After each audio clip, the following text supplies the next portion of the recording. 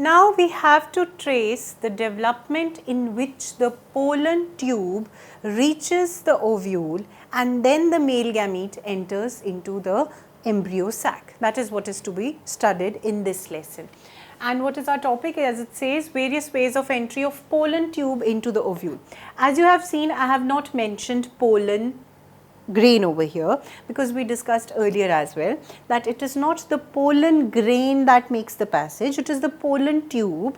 By digesting the style, it makes the passage for the pollen grain, and in return the male gametes are given into the embryo sac. Now we are going to trace that in little bit detail, not completely, as much as our syllabus permits us. This is the ovary. Over here we are having an ovule supposedly. These are the integuments, anatropousovule we are having. This would be micropyle, this would be chalaza. Over here you have synergids, okay, and the egg, and here you have antipodals. There lies the central cell with two polar nuclei, the simplest representation, and this is what we have to see. Now the pollen grains come and fall on the receptive stigma. As soon as the stigma senses that pollen grains have fallen on it, there are two possibilities: that the style that through which the pollen tube is to be formed, it could be hollow or it could be cellular. Okay. If the style is hollow, that means there is a canal-like system surrounded by intermediate cells which provide the nourishment for the development of pollen tube further and further under the influence of chemicals, so that the pollen tube reaches over here.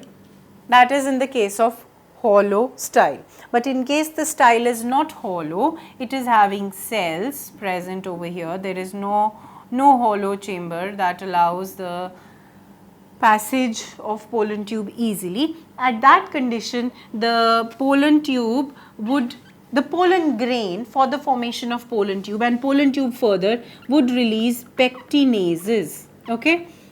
And all the energy for these two initial processes in the beginning for starting it over here would come from the vegetative cell of the pollen grain. So, pollen grain in the beginning would provide the energy. Later on, the energy requirement for development of the pollen tube would be taken from the cells of the style itself, which would be surrounding that pollen tube. Apart from that, many digestive enzymes would be secreted by the pollen tube, and in a way pollen would reach near ovary.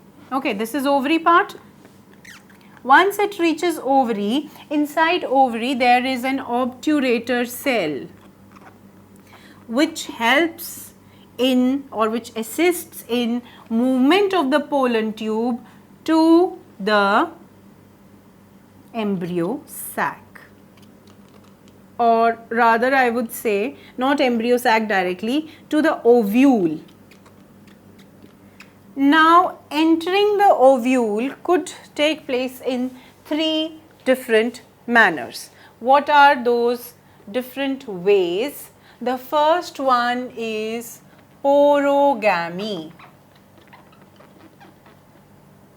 Okay. The second one is chalazogamy. And the last one is mesogamy. These are the various methods in which the pollen tube can enter into the ovule. Porogamy is entry through micropyle, the most common one, where the pollen tube would enter through micropyle. Chalazogamy, the name is suggesting that the entry would be through chalaza or the chalazal pore, which is having antipodals. And the last one is mesogamy. The entry would not be from chalaza or the micropylar end, it would be through integuments of the ovule, that means transverse entry of the pollen tube. Okay. Now these are the three ways in which the ovule receives the pollen tube, or the pollen tube enters the ovule either through the micropyle or the chalaza end or through the integuments, the transverse entry of the pollen tube.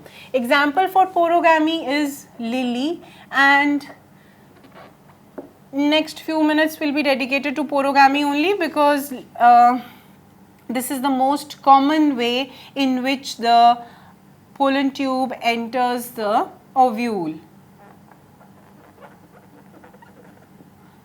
The second one is casuarina, otherwise known as common oak, and all the Cucurbitaceae family has mesogamy method of entry of pollen tube into the ovule.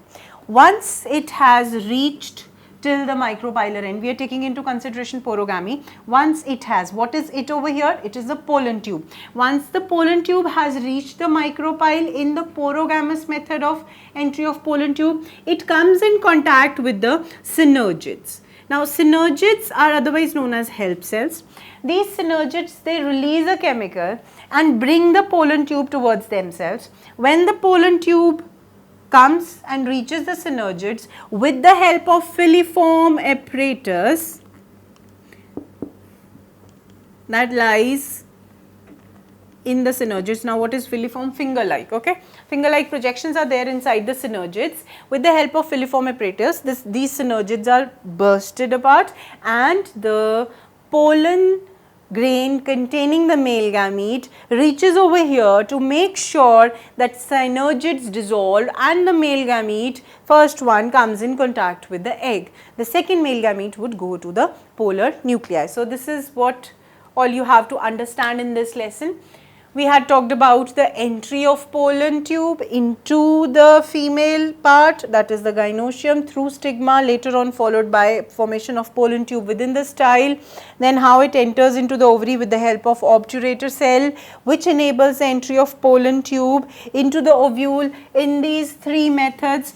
First one being the most common, and we discussed how it comes in contact with the synergids and passes on the male gamete to the egg, which is the female gamete waiting for the male gamete, so that fertilization's first step, that is the vegetative, that is the generative fertilization or the syngamy takes place, followed by the vegetative fertilization. So, this is all about this topic that we have to understand.